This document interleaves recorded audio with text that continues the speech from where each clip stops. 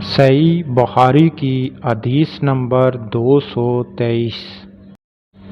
وہ رسول کریم صلی اللہ علیہ وآلہ وسلم کی خدمت اقدس میں اپنا چھوٹا بچہ لے کر آئے جو کھانا نہیں کھاتا تھا، یعنی شیر خوار تھا، یعنی کہ دودھ پیتا بچہ۔ رسول کریم صلی اللہ علیہ وآلہ وسلم نے اسے اپنی گود میں بٹھا لیا۔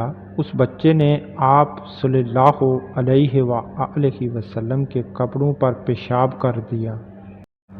آپ صلی اللہ علیہ وآلہ وسلم نے پانی منگا کر کپڑے پر چھڑک دیا اور اسے نہیں دھویا۔ دوبارہ سنیں۔ صحیح بخاری کی حدیث نمبر 223۔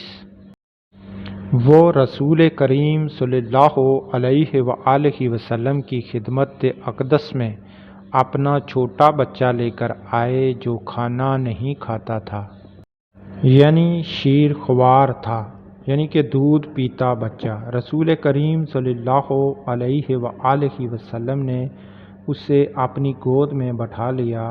اس بچے نے آپ صلی اللہ علیہ وآلہ وسلم کے کپڑوں پر پیشاب کر دیا۔ آپ صلی اللہ علیہ وآلہ وسلم نے پانی منگا کر کپڑے پر چھڑک دیا اور اسے نہیں دھویا۔ دوبارہ سنیں۔